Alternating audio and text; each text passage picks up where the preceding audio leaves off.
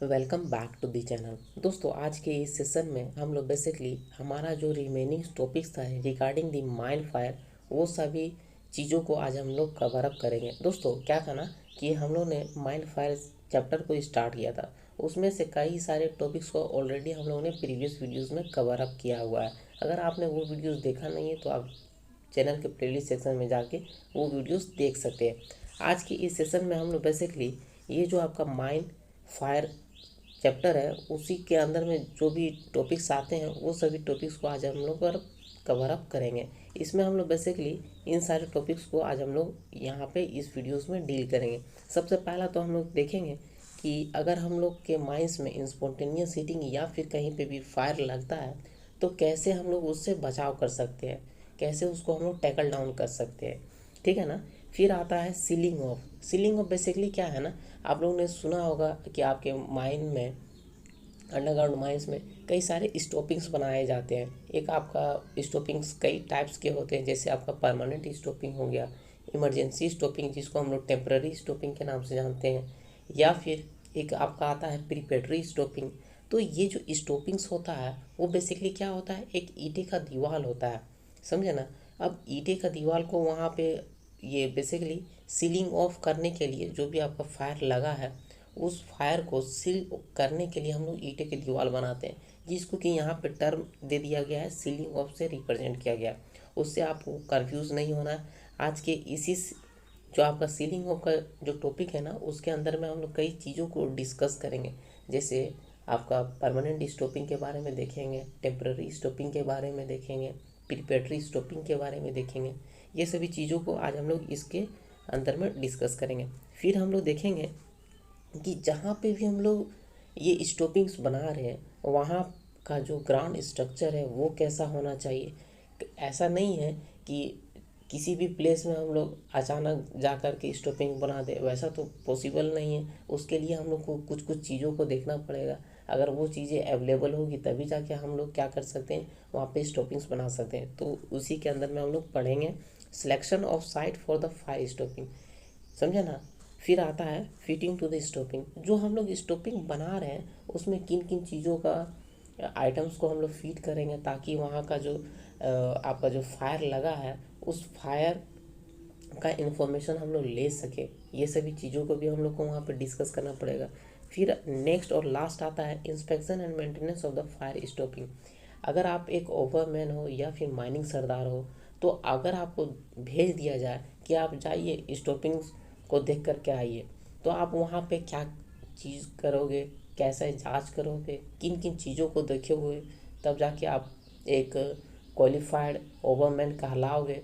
अगर आप वहाँ पे गए आपको कुछ कुछ भी चीज़ दिखा नहीं तो आप, जाहिर सी बात है, वहाँ पे जो भी आपके ऑफिसर्स होंगे वो तो आपको कहेंगे कि आपको तो कुछ नॉलेज नहीं है। तो वही सारी चीज़ों को आज हम लोग डिस्कस करेंगे कि एक, अगर आप ओवरमैन हो या फिर माइनिंग सरदार हो, उसके रिस्पेक्ट से अगर आपको कोई व्यक्ति भेजता है स्टॉपिंग्स को देखने के लिए तो वहाँ पे आपको क्या किन किन चीज़ों को देखना है, ये सारी चीज़ों को आज हम लोग डिस्कस करेंगे।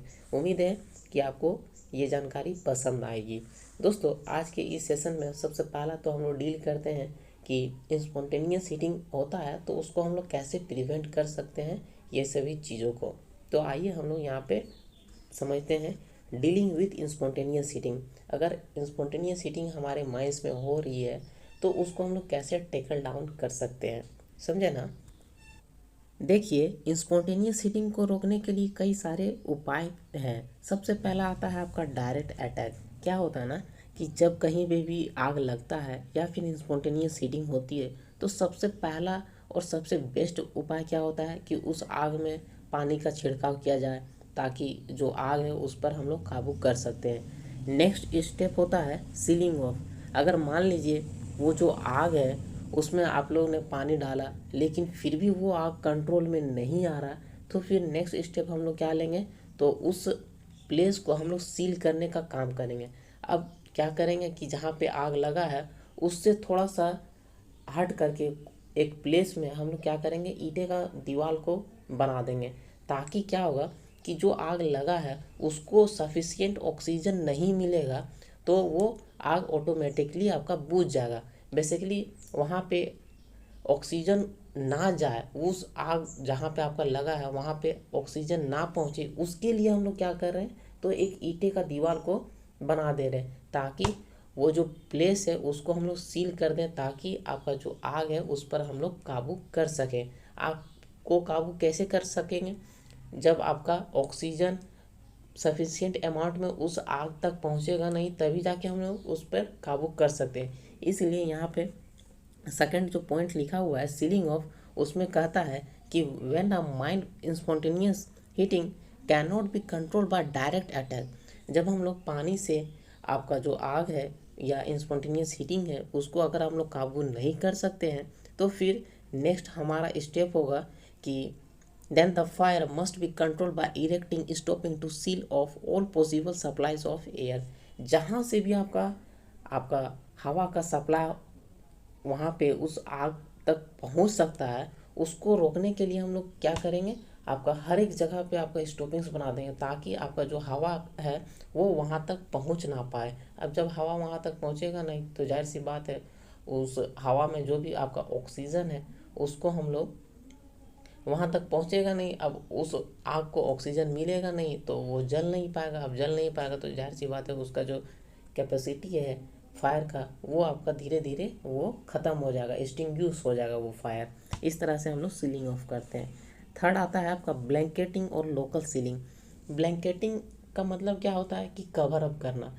देखिए क्या है ना कि जब आपका हल्का सा फायर कहीं पे भी लगा है या फिर अर्ली स्टेज में अगर आपका फायर लगा है और उसको आप लोग देख लिए, तो फिर हम लोग क्या कर सकते हैं कि हमारा अगर उस आग को काबू करना है तो क्या करेंगे कि अगर हम लोग वहाँ पे बालू का छिड़काव करेंगे तो उससे भी हम लोग आग पर काबू कर सकते हैं। या फिर अगर हमारे पास मिट्टी वगैरह है तो उससे भी अगर हम लोग उस आग पर छिड़क दें तो वो क्या करेगा, एक ब्लैंकेट का फॉर्म कर लेगा। ब्लैंकेट मतलब चादर, वो उस पर कवर अप हो जाएगा ताकि वहाँ पे जो ऑक्सीजन उसको मिल रहा था जलने के लिए वो उसको मिल नहीं पाएगा और वो ऑटोमेटिकली आग जो है वो धीरे धीरे वो रिड्यूस हो जाएगा। समझे ना। फिर आता है आपका फ्लडिंग।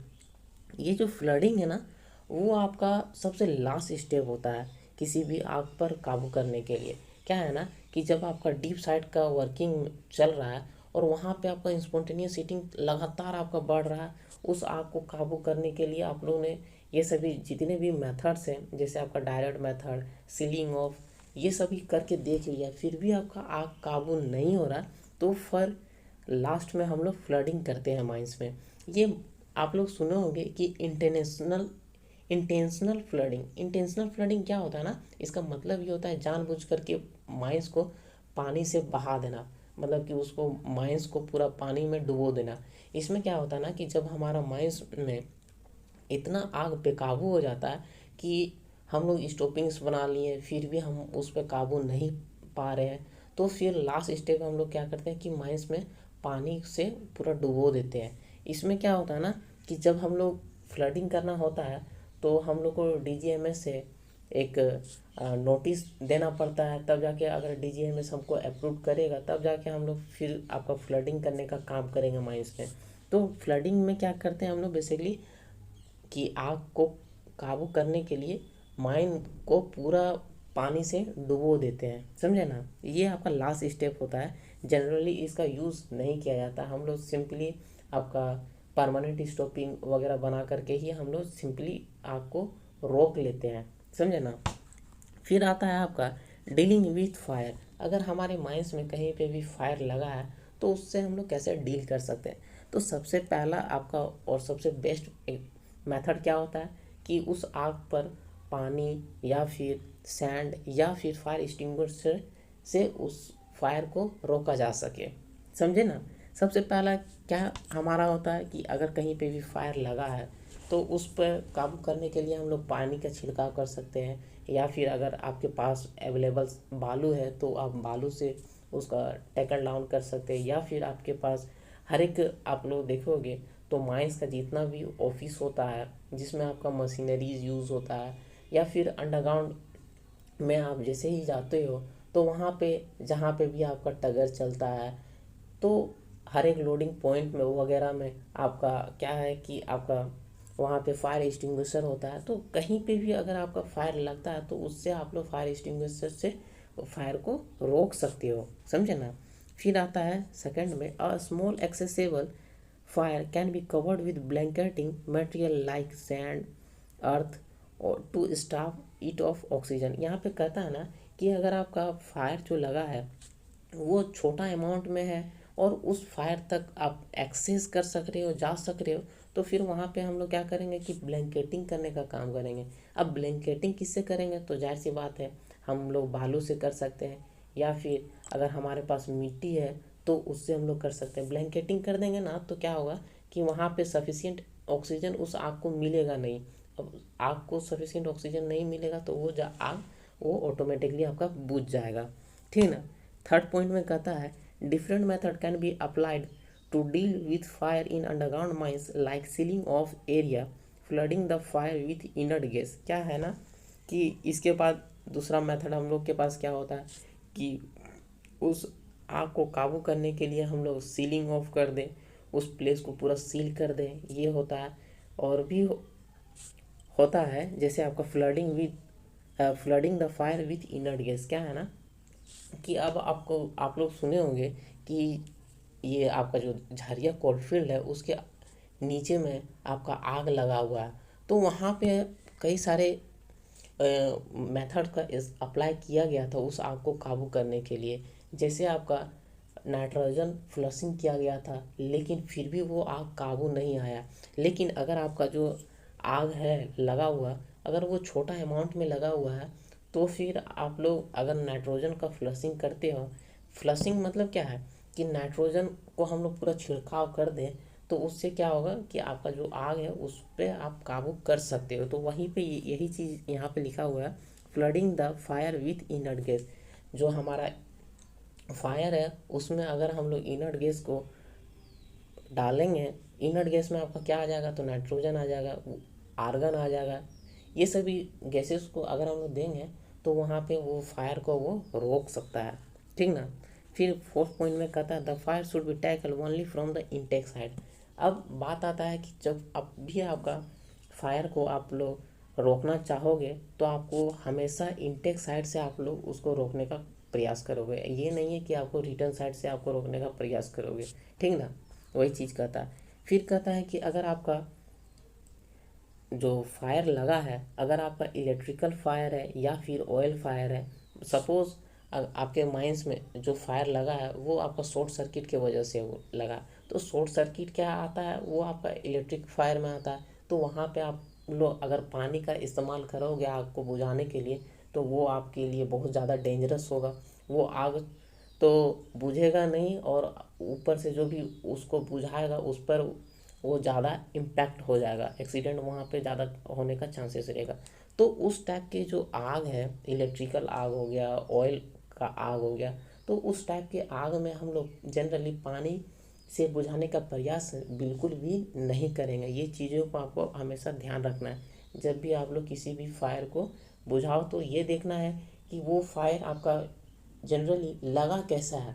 अगर आपका इलेक्ट्रिकल फायर है तो वहाँ पे आप लोग को पानी का इस्तेमाल बिल्कुल भी नहीं करना है, बात समझे ना।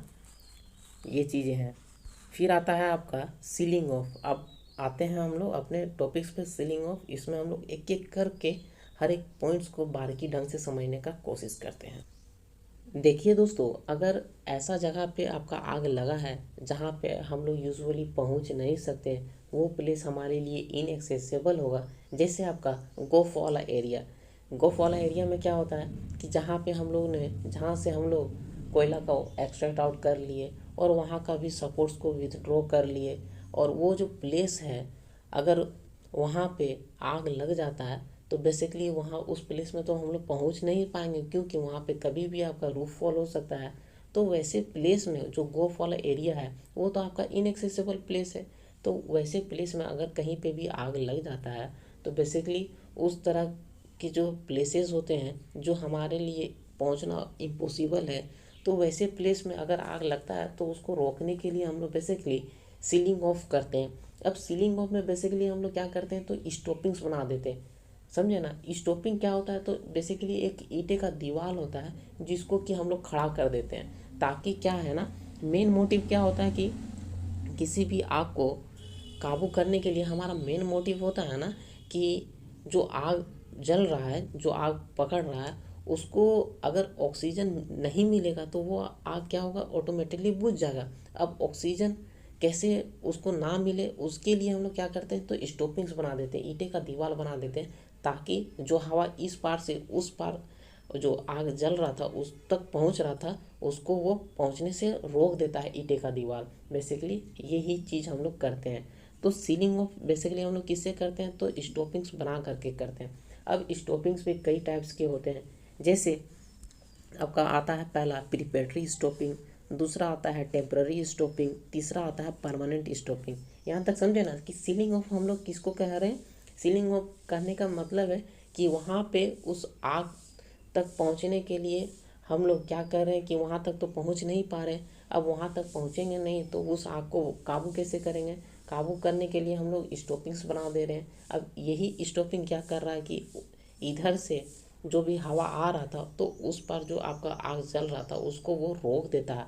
वो वहाँ तक आग को सफिशिएंट अमाउंट में ऑक्सीजन नहीं मिलता है, जिसके कारण वो आग ऑटोमेटिकली धीरे धीरे बुझ जाता है। समझे ना। अब बात आता है कि प्रिपरेटरी स्टॉपिंग को हम लोग कैसे करते हैं, इसके लिए क्या क्या चीज़ों का इस्तेमाल करते हैं, ये सभी चीज़ों को हम लोग एक एक करके देखते हैं। देखिए क्या है ना कि प्रिपरेटरी स्टॉपिंग जहाँ पे भी हम लोग को बनाने होता है, उससे पहले हम लोग क्या करते हैं कि सपोज़ कोई भी डिस्ट्रिक्ट है, तो माइंस में कई डिस्ट्रिक्ट्स होते हैं, तो डिस्ट्रिक्ट में जहाँ से हम लोग एंटर कर रहे हैं तो वहाँ पे प्रिपरेटरी स्टॉपिंग बनाने का काम करते हैं। वही चीज़ यहाँ पे लिखा गया है, it is constructed in the main entries leading to the district. District तक पहुँचने के लिए सबसे पहला जो एंट्री होता है ना, वहीं पे हम लोग प्रिपरेटरी स्टॉपिंग बनाने का काम करेंगे।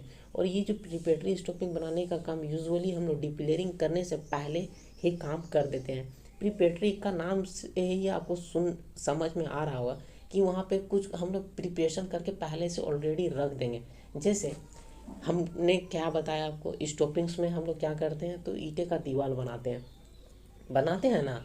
अब ईंटे का दीवार बनाने के लिए हम लोग को क्या क्या चीज़ों का आवश्यकता होगा, जैसे वहाँ पे हम लोग को ईंटों का ज़रूरत होगा, ब्रिक का ज़रूरत होगा, सैंड का ज़रूरत होगा, आपका सीमेंट का ज़रूरत होगा। तो ये सभी चीज़ों को हम लोग क्या करेंगे कि उस प्लेस में ला करके पहले से ऑलरेडी रख देंगे, ताकि क्या होगा कि अगर आग लगता है तो उस केस में हम लोग तुरंत फटाक के मतलब कि दीवार को तैयार कर सकते हैं। अगर आपका मटेरियल ही वहाँ पे अवेलेबल नहीं होगा तो आप चाह कर के भी उस फायर को आप लोग रोक नहीं पाओगे, क्योंकि अगर मटेरियल अवेलेबल नहीं होगा तो आप ईंटे का दीवार कैसे वहाँ पे तैयार करोगे। ये भी चीज़ें मैटर करेंगी।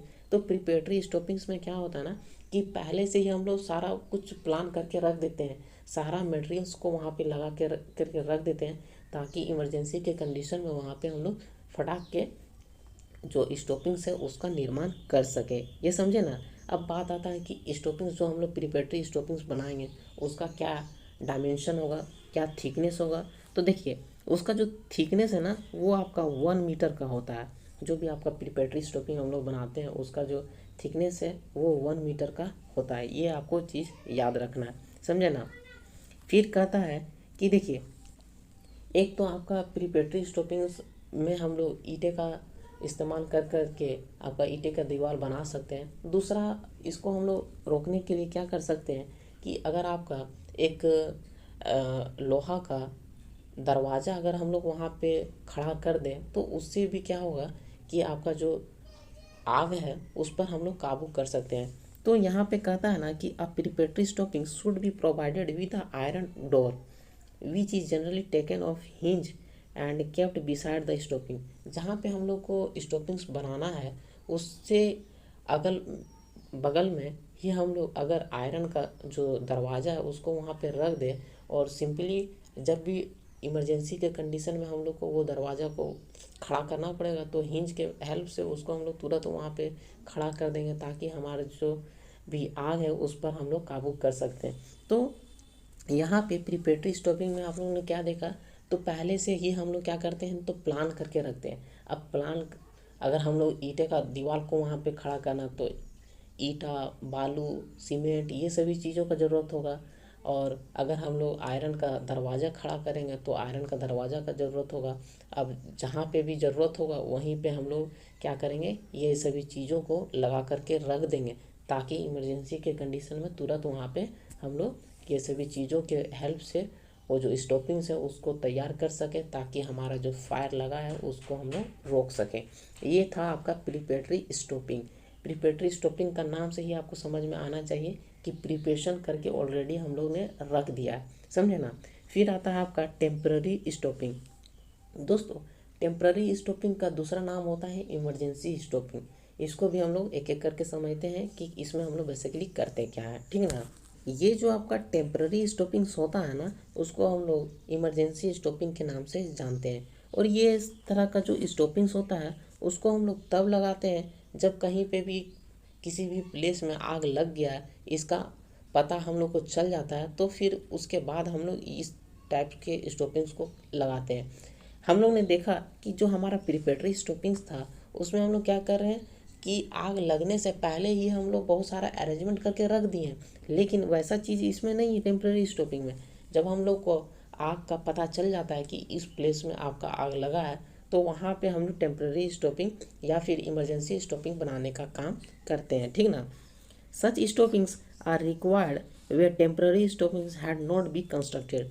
ऐसा प्लेस में हम लोग जहाँ पे भी आपका ये प्रिपरेटरी स्टॉपिंग हुआ नहीं है करके हम लोग नहीं रखे, तो वैसे प्लेस में बेसिकली हम लोग आपका टेम्पररी स्टॉपिंग्स लगाने का काम करते हैं। जिस प्लेस में आपका ऑलरेडी आपका प्रिपरेटरी स्टॉपिंग हुआ नहीं है, तो फिर वहाँ पे हम लोग टेम्पररी स्टॉपिंग्स लगाने का काम करते हैं। टेम्पररी स्टॉपिंग्स लगाने का भी मेन मोटिव क्या होता है कि जो आपका आग लगा है उस तक, वहाँ तक आपका जो ऑक्सीजन का जो सप्लाई है वो पहुँचे ना, इसलिए हम लोग आपका टेम्पररी स्टॉपिंग्स या फिर इमरजेंसी स्टॉपिंग्स करने का काम करते हैं। वही चीज़ यहाँ पे भी लिखा गया है कि the purpose of an emergency stopping is to seal an area immediately and prevent the access of air.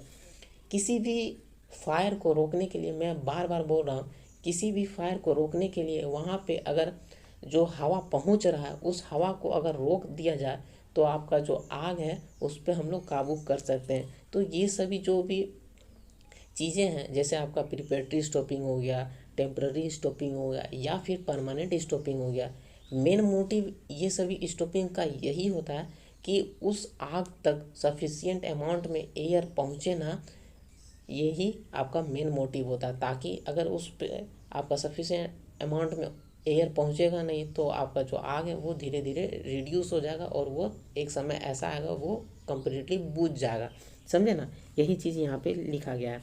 It is build at place where free from ground movement and free from cracks.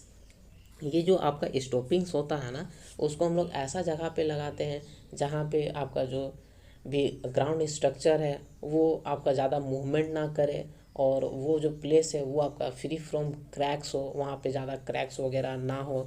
तो वैसे place में हम लोग ये types के स्टॉपिंग्स का इस्तेमाल करते हैं, समझे ना। अब नेक्स्ट आता है आपका क्या, परमानेंट स्टॉपिंग। दोस्तों, ये जो आपका परमानेंट स्टॉपिंग होता है ना, उसको हम लोग टेम्पररी स्टॉपिंग के पीछे में लगाते हैं। सपोज़ ये हमारा एक पैनल या फिर एक डिस्ट्रिक्ट का लेआउट है। यहाँ पे इस फिगर में आपको दिखेगा कि कई सारे जो भी आपका पैनल्स होते हैं या फिर डिस्ट्रिक्ट होते हैं उसमें कई सारे पिलर्स होते हैं ना। तो अभी आपको इमेजिन करना है कि एक आपका सिंपली एक आपका कुछ इस प्रकार से एक आपका पैनल है।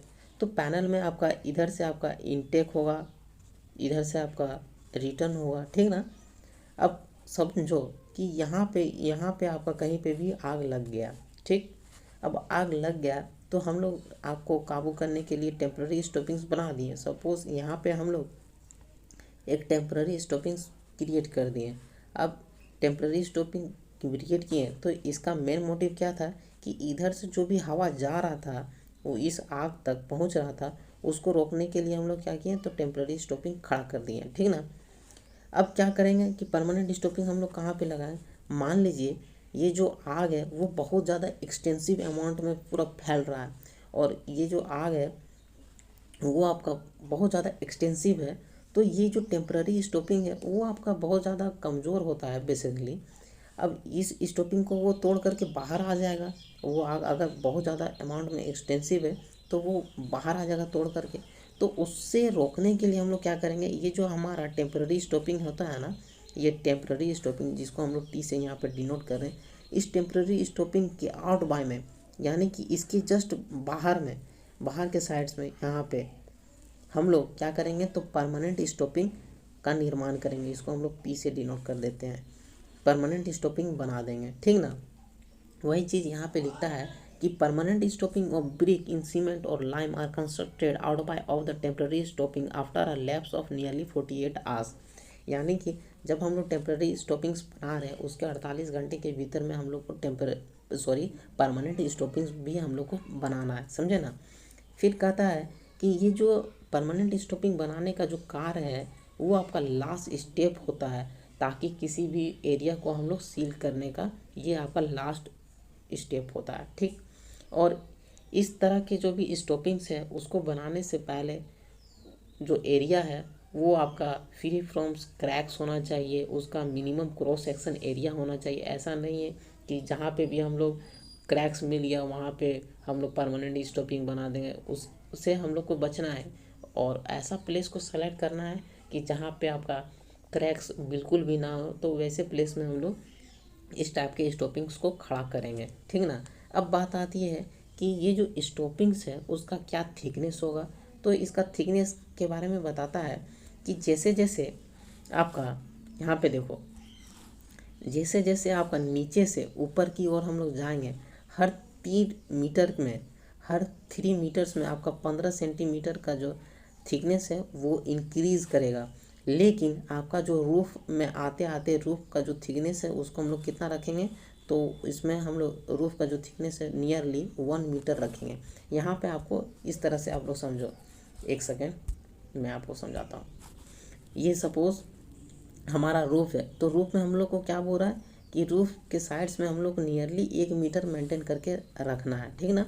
1 मीटर हम लोग रख रहे हैं, लेकिन जैसे जैसे रूफ से जैसे जैसे हम लोग नीचे आ रहे हैं तो हर 3 मीटर में, सपोज यहाँ पे ये आपका 3 मीटर है, हर 3 मीटर में आपका जो थिकनेस है उसको इंक्रीज़ करना है। अब इंक्रीज़ कितना से करना है, तो 15 सेंटीमीटर। तो यहाँ पे रूफ में आपका 1 मीटर था, अब 15 सेंटीमीटर को और इंक्रीज़ करना है, तो यहाँ पे कितना हो जाएगा, तो 1 मीटर 15 सेंटीमीटर का आपका थिकनेस मेंटेन करना है। फिर जैसे ही आपको और नीचे आओगे 3 मीटर में, तो फिर आपको 15 सेंटीमीटर और इंक्रीज़ करना है, तो ले दे का आपको हो जाएगा 1 मीटर 30 सेंटीमीटर का थिकनेस आपको यहाँ पे मेंटेन करना होगा। कुछ इस प्रकार से समझे ना बात को, वही चीज़ यहाँ पे लिखा है, ठीक। ये चीज़ समझे। परमानेंट स्टॉपिंग कहाँ पे बनाएंगे, तो परमानेंट स्टॉपिंग हम लोग वैसे प्लेस में बनाएंगे जहाँ पे आपका टेम्परेरी स्टॉपिंग बना हुआ है, उसी के जस्ट आउट बाय में हम लोग बनाएंगे, ठीक। और परमानेंट स्टॉपिंग बनाने के लिए वैसा प्लेस को हम लोग सेलेक्ट करेंगे जो प्लेस आपका क्रैक से फ्री फ्रॉम हो। इसका थिकनेस का आपको मैंने बताया कि रूफ साइड्स में हम लोग नियरली 1 मीटर मेंटेन करेंगे, लेकिन हर 3 मीटर जैसे ही बढ़ेंगे उसमें आपका 15 सेंटीमीटर का थिकनेस और भी इंक्रीज़ करते हुए नीचे की ओर आएंगे, ठीक। ये था आपका सीलिंग ऑफ के बारे में। उम्मीद करते हैं कि आपको सीलिंग ऑफ डिटेल्स में समझ में आया होगा। अगर आपको वीडियो पसंद आ रही है तो डेफिनेटली इसे लाइक करें, शेयर करें। अब नेक्स्ट टॉपिक के बारे में बात करते हैं, selection of site for the fire stopping. जहाँ पे भी हम लोग फायर स्टॉपिंग्स बना रहे हैं तो वह जो प्लेस है वो कैसा होना चाहिए, ये सभी चीज़ों को भी हम लोग को देखना पड़ेगा। देखिए दोस्तों, सबसे पहला पॉइंट कहता है डिस्टेंस फ्रॉम फायर। सपोज यहाँ पे कोई प्लेस में अगर आपका आग लगा है, अब इस प्लेस से जस्ट इसी के पीछे में अगर हम लोग स्टॉपिंग्स बना देते हैं तो क्या होगा कि ये जो स्टॉपिंग्स है वो आग तोड़ सकता है और ये तोड़ करके वो बाहर आ सकता है। इसलिए इसके सामने में जैसे ही आग लगा है जिस प्लेस में, उसके जस्ट बगल में ही हम लोग स्टॉपिंग्स नहीं बनाएंगे। उस प्लेस से जहाँ पे आपका आग लगा उससे कुछ दूरी में हम लोग स्टॉपिंग्स बनाएंगे। वही चीज़ यहाँ पे कहता है डिस्टेंस फ्रॉम फायर, समझे ना। फिर सेकंड पॉइंट में कहता है गुड ग्राउंड कंडीशन। जहाँ पे भी स्टॉपिंग्स का निर्माण करना वहाँ का जो ग्राउंड स्ट्रक्चर है वो अच्छा होना चाहिए।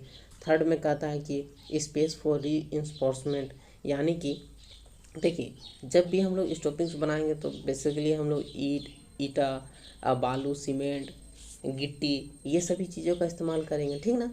तो वहाँ पे अगर आपका स्टॉपिंग्स जहाँ पे आप लोग कर रहे हो, अगर वहाँ पे स्पेस ही नहीं होगा दीवार वगैरह खड़ा करने का, तो वहाँ पे हम लोग कर ही नहीं पाएंगे। तो वैसा प्लेस को भी हम लोग को सेलेक्ट करना है जहाँ पे इजीली हम लोग ये सभी चीज़ों को खड़ा कर सके, समझे ना। री का मतलब होता है ना कि जब हम लोग सीमेंट, आपका बालू, गिट्टी वगैरह को जब हम लोग कंबाइंड मिक्स कर देते हैं ना, तो वो जो मिक्सचर बनता है उसी को हम लोग री करते हैं, समझे ना। तो यहाँ पे वही कह रहा है कि स्पेस फॉर री। जब हम लोग ईंट का गुथाई करेंगे तो वहाँ पे आपका सफिशिएंट प्लेस भी होना चाहिए ना, कि सारा मटेरियल्स को एक जगह पे रखने के लिए, ठीक ना। फिर कहता है ट्रांसपोर्ट फैसिलिटीज़, यानी कि देखिए जहाँ पे भी हम लोग को स्टॉपिंग्स का निर्माण करना है, वहाँ पे अगर आपका वो प्लेस इनएक्सेसिबल होगा, वहाँ पे पहुँच ही नहीं पाएंगे, तो सीमेंट, बालू, छड़, ये सभी चीज़ों को कहाँ से हम लोग ला के वहाँ पे रख सकते हैं। तो वहाँ पे स्पेस भी होना चाहिए, ट्रांसपोर्ट फैसिलिटीज़ भी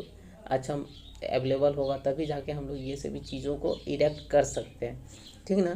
फिर कहता है एक्सेसिबल फॉर इंस्पेक्शन। अब हम लोग चाहते हैं और जानते हैं कि बेसिकली हमारे CMR वगैरह में भी लिखा गया है कि हर आपका स्टॉपिंग्स को हर कुछ टाइम इंटरवल पे हम लोग को इंस्पेक्शन करना होता है, ताकि ये हम लोग को पता चले कि हमारा जो आग है वो बुझा है या नहीं बुझा है, वहाँ से आपका कार्बन डाइऑक्साइड कितना अमाउंट में रिलीज़ हो रहा है, ये सभी चीज़ों को इंस्पेक्शन करेंगे तभी जाके हम लोग को पता चलेगा।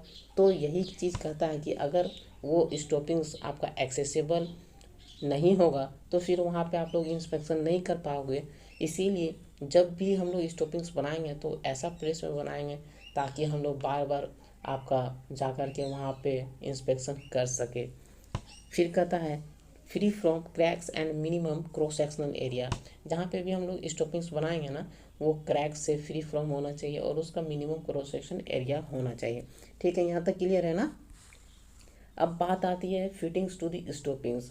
जो हम लोग स्टॉपिंग्स बना रहे हैं, जो ईंटे का दीवार हम लोग बना रहे हैं, उसमें क्या क्या आइटम्स को हम लोग फिट करेंगे ताकि वहाँ का जो आपका उसके जो पीछे साइड में जो आग लगा है उससे उसका जो नेचर है उसको हम लोग पता कर सकें। तो कई चीज़ों को हम लोग जो भी स्टॉकिंग्स बनाते हैं वहाँ पे हम लोग लगाते हैं। जैसे सबसे पहला आता है आपका वाटर सील। वाटर सील क्या होता है कि एक हम लोग पानी के ड्रेनेज के लिए एक आपका वाटर सील बनाते हैं बेसिकली।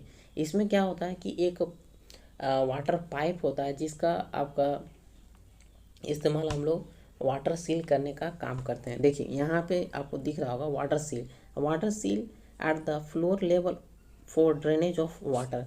ये जो आपका स्टॉपिंग्स यहाँ पे आपको दिख रहा है, मैं आपको दिखाऊं तो ये जो आपका स्टॉपिंग्स दिख रहा है ना, ये स्टॉपिंग में आप लोग दिख रहे हो तो क्या दिख रहा है, यहाँ पे एक ईंटे का दीवार बनाया गया है।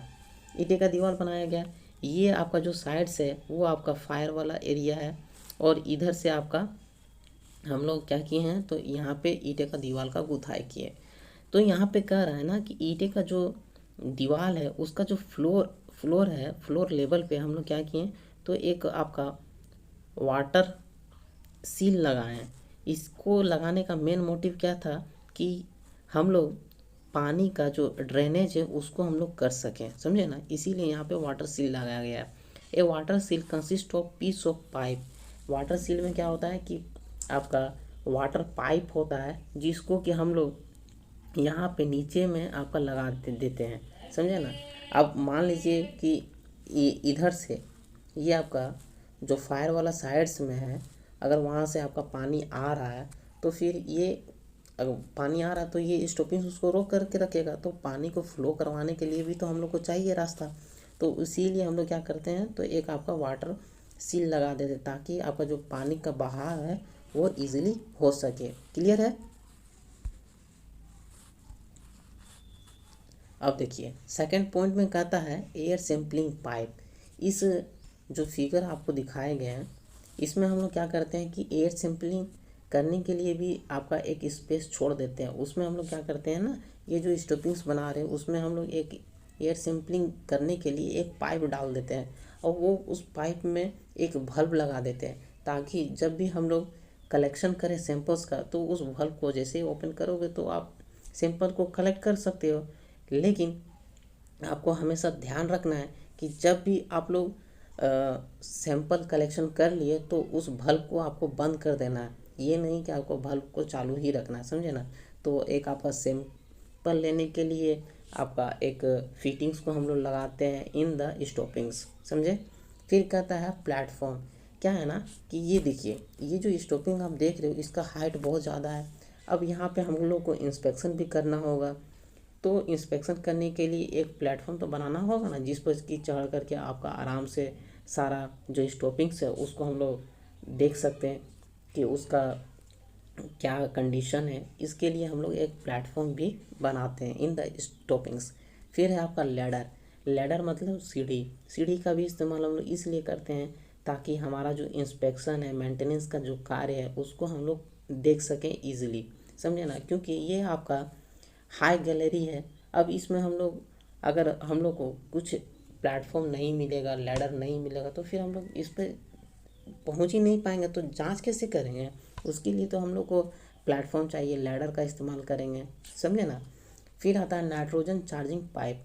ये क्या है कि ये जो स्टॉपिंग्स है ना, स्टॉपिंग्स में अगर आपका इधर इधर का साइड्स में जो आग लगा है वो बहुत बेकाबू है, मतलब कि एक्सटेंसिव वो बढ़ते जा रहा है। तो फिर क्या करेंगे कि एक हम लोग नाइट्रोजन चार्जिंग के लिए एक पाइप इसमें हम लोग पार कर देंगे।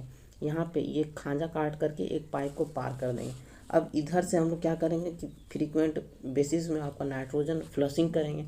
अब नाइट्रोजन फ्लशिंग करेंगे तो ये जो आग है उस पर हम लोग काबू कर सकते हैं। इसके लिए हम लोग एक नाइट्रोजन चार्जिंग पाइप का भी फिटिंग करेंगे इन द स्टॉपिंग, समझे।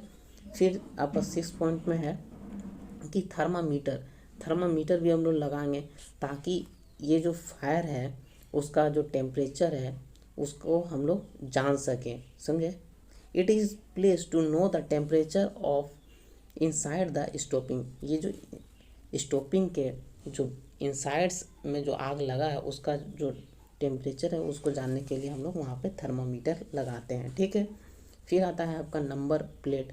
देखिए, एक माइंस में कई प्लेसेस में आपका स्टॉपिंग्स होता है, तो हर एक स्टॉपिंग्स को रिकॉग्नाइज करने के लिए उसको हम लोग आइडेंटिफिकेशन के लिए उसको हम लोग नंबर देते हैं। जैसे आप लोग देखे होंगे तो आपका कई सारे कैप लैंप्स होते हैं, हर एक कैप लैंप्स में आपका आइडेंटिफिकेशन के लिए आपका नंबर्स दिए हुआ रहता है, ताकि हम लोग ईजिली वो नंबर से ही पता कर सकते हैं कि किस व्यक्ति को वो कैप लैंप इशू हुआ। ठीक उसी प्रकार से क्या है ना कि माइंस में बहुत सारा प्लेसेस में स्टॉपिंग्स बनाए जाते हैं। अब उसका हम लोग नंबरिंग ही नहीं करेंगे तो पता ही कैसे चलेगा कि कौन सा स्टॉपिंग्स में आपका जो आग है वो बेकाबू हो गया, उसमें आपका बहुत सारा गैसेस रिलीज़ हो रहा है। ये सभी चीज़ों के लिए हम लोग को तो नंबरिंग करना पड़ेगा।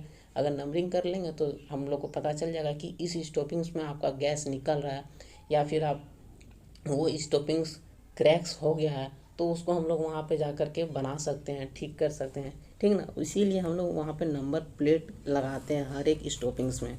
अ number plate giving the reference number of the stoppings, ये समझे। फिर आता है सिग्नेचर बोर्ड। जब भी एक ओवरमैन, एक माइनिंग सरदार जब भी आपका इंस्पेक्शन करता है स्टॉपिंग्स में, तो उसका जब वो इंस्पेक्शन कर रहा है तो वहाँ पे वो डेट मेंशन करता है कि किस दिन को वो इंस्पेक्शन किया। उसके लिए एक सिग्नेचर बोर्ड लगाते हैं इन द स्टॉपिंग्स। ये जो चीज़ें हैं उसका हम लोग स्टॉपिंग जब हम लोग लगाते हैं तो उस समय ये सभी चीज़ों को भी हम लोग को लगाना पड़ता है, ताकि इनसाइड ऑफ द स्टॉपिंग्स ये सभी चीज़ों को हम लोग जान सकें कि वहाँ का जो आग है वो आपका कंट्रोल हुआ है या नहीं हुआ है, उसका टेम्परेचर क्या है। ये सभी चीज़ों को भी तो हम लोग को जानना पड़ेगा। नहीं तो क्या होगा कि अगर हम लोग ये सभी स्टॉपिंग्स लगा दिए, बना दिए, अब स्टॉपिंग्स में ये सभी चीज़ों को हम लोग फिट ही नहीं कर पाए तो फिर उसका टेम्परेचर कैसे लेंगे, उसमें हम लोग नाइट्रोजन फ्लशिंग कैसे करेंगे, एयर सैम्पलिंग कैसे करेंगे। तो उसके लिए भी हम लोग को फिटिंग्स करना बहुत ही इम्पोर्टेंट होता है इन द स्टॉपिंग्स, बात समझे ना। फिर देखिए, इस फिगर में आपको दिख रहा होगा कि कैसे एक स्टॉपिंग्स के अंदर में हम लोग ये जो सारे फिटिंग्स होते हैं उसको हम लोग लगाते हैं। तो देखिए, ये आपको सिंपली समझना है कि एक ईंटे का दीवार है जिसका फिगर यहाँ पे दिया हुआ है। सबसे ऊपर में आपका सिग्नेचर बोर्ड होता है जहाँ पे हम लोग इंस्पेक्शन करने के बाद वहाँ पे आपका जो डेट है वो मेंशन किया हुआ रहता है। फिर आपका थर्मामीटर लगा हुआ रहता है ताकि हम लोग जो टेम्परेचर है उसको हम लोग पता कर सके। एक आपका प्लेटफॉर्म रहता है। प्लेटफॉर्म देने का मेन मोटिव क्या है कि आपका जो भी इंस्पेक्शन है, मेंटेनेंस का कार्य उस प्लेटफॉर्म में रह कर के ही किया जा सके। ठीक है। एयर सैम्पलिंग पाइप होता है जिससे कि हम लोग सैम्पलिंग ऑफ एयर को कलेक्ट करते हैं। ठीक। फिर आपका नंबर प्लेट होता है। मैंने आपको जैसे बताया कि नंबर प्लेट लगाते हैं ताकि आइडेंटिफिकेशन कर सके। फिर आपका एक लैडर होता है, ये आपका लैडर हो गया। और इधर आपका नीचे के साइड में आपका वाटर सील बनाया जाता है। ये सभी आपका स्टॉपिंग्स का जो भी है वो फिटिंग्स होता है। ये सभी चीज़ों को हम लोग को जब भी स्टॉपिंग्स बनाते हैं तो ये सभी चीज़ों को मेंटेन करना बहुत ज़रूरी होता है। ठीक ना। ये जो क्वेश्चन है वो आपके थर्ड ईयर के एग्ज़ाम्स में भी पूछे जाते हैं कि फिटिंग्स टू द स्टॉपिंग्स। तो उसमें आपको ये सभी फिगर्स और ये सभी जो पॉइंट्स हैं वो आपको मेंटेन करना पड़ेगा, तभी जाके आपको अच्छा नंबर मिल पाएगा। ठीक ना। अब लास्ट टॉपिक आता है आपका inspection and maintenance of the fire stoppings. जब हम लोग स्टॉपिंग्स में लगा दिए तो वहाँ पे हम लोग क्या क्या चीज़ों को देखेंगे, ये सभी चीज़ों को भी तो जानना पड़ेगा। तो सबसे पहला तो general condition of the stopping, stopping का क्या कंडीशन है वो चीज़ों हम लोग देखेंगे। फिर हम लोग देखेंगे कि कहीं से जो प्लास्टर हम लोग ने किया है वो कहीं से लूज़ तो नहीं हो रहा है, कहीं से उसमें क्रैक्स तो डेवलप नहीं हो गया। तो वही कहता है लूजनेस ऑफ प्लास्टर को देखेंगे। क्रैक्स अगर कहीं पे स्टॉपिंग्स में हो रही है तो उसको जांच करेंगे। फिर कहता है it shall be ensure that the valve of sampling pipe is properly closed. ये हम लोग हमेशा इंश्योर करेंगे कि जब भी हम लोग सैम्पलिंग लें तो जो हमारा जो वॉल्व है उसको हम लोग बंद कर दें। ठीक ना। फिर पांचवा पॉइंट में कहता है temperature and humidity outside the stopping shall be measured. मैंने आपको बताया कि हमेशा जब भी हम लोग इंस्पेक्शन करेंगे तो टेम्परेचर और ह्यूमिडिटी दोनों को हम लोग चेक करेंगे। ठीक। 6 पॉइंट में कहता है access to stopping should be free from any obstruction. जो हमारा स्टॉपिंग का प्लेस है वहाँ तक पहुँचने के लिए जो प्लेस है वो आपका एक्सेसिबल होना चाहिए, किसी भी तरह का उसमें बाधा नहीं पहुँचना चाहिए।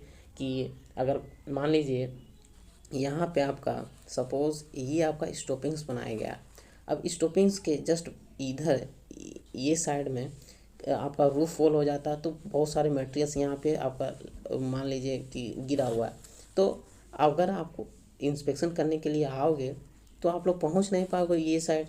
इसके लिए आपको ये सभी जो ऑब्स्ट्रक्शन आपको यहाँ पे है इसको हटाना पड़ेगा। तो वही चीज़ कहता है कि access to stopping should be free from any obstruction. ये जो ऑब्स्ट्रक्शन है वो ऑब्स्ट्रक्शन होना नहीं चाहिए। जब भी आप लोग इंस्पेक्शन करने के लिए स्टॉपिंग्स में जाओ तो वो जो स्टॉपिंग है वो आपका फ्री फ्रॉम ऑब्स्ट्रक्शन होना चाहिए ताकि आप लोग इजीली एक्सेस कर सको। ठीक है। लास्ट में कहता है कि presence of carbon monoxide and methane should be measured. देखिए ये चीज़ बहुत इंपॉर्टेंट है। जब भी आप इंस्पेक्शन करो ना तो आप सिंपली कार्बन मोनोऑक्साइड को अगर मेज़र कर लेते हो तो आपको पता चल जाएगा कि अंदर में आग मतलब कि बुझा हुआ है या नहीं बुझा हुआ है या आपका आग बढ़ रहा है। ये चीज़ों को आप लोग पता कर सकते हो। देखिए क्या है ना कि जब भी स्टॉपिंग्स हम लोग बनाते हैं तो उसमें कई लीकेज हो जाता है। लीकेज होने के कारण क्या है ना कि जो हवा है वो उसमें पहुंच जाता है। अब हवा पहुंचेगा तो आपका जो आग है वो तो बुझेगा नहीं, समझे ना। तो आग बुझेगा नहीं तो वहाँ पे क्या होगा कि जब आप लोग बार बार आपको कार्बन मोनोऑक्साइड का जो परसेंटेज है उसको मेज़र करोगे तो वहाँ पे आपको फ्लक्चुएशन देखने को मिलेगा। अगर आपका कार्बन मोनोऑक्साइड का जो परसेंटेज वो बार बार आपका इंक्रीज़ कर रहा है, इट मीन्स वो इंडिकेट कर रहा है कि आपका जो आग है वो आपका बेकाबू होते हुए जा रहा है, वो एक्सटेंसिव रूप ले रहा है, समझे ना।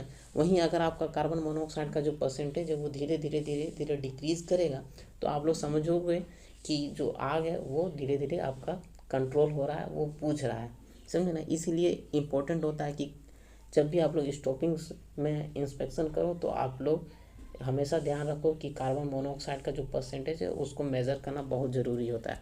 तो ये सभी चीज़ों को हम लोग को इंस्पेक्शन करना होता है ड्यूरिंग दी जब भी हम लोग इस टॉपिक्स का इंस्पेक्शन करें तो, समझे ना, यही चीज़ है। अगर आपको वीडियो पसंद आई है तो डेफिनेटली इसे लाइक करें, शेयर करें और चैनल पर पहली बार आए तो चैनल को भी सब्सक्राइब करें। आप किसी भी तरह का माइनिंग का नोट्स लेने के लिए आप सिंपली इस व्हाट्सएप नंबर पे मैसेज कर सकते हो और इस पीडीएफ को पाने के लिए आप टेलीग्राम ऐप पे विजिट कर सकते हो। चैनल के डिस्क्रिप्शन बॉक्स में टेलीग्राम ऐप का लिंक दिया हुआ। मिलते हैं एक और जानकारी के साथ, तब तक के लिए bye, God bless you all, जय हिंद।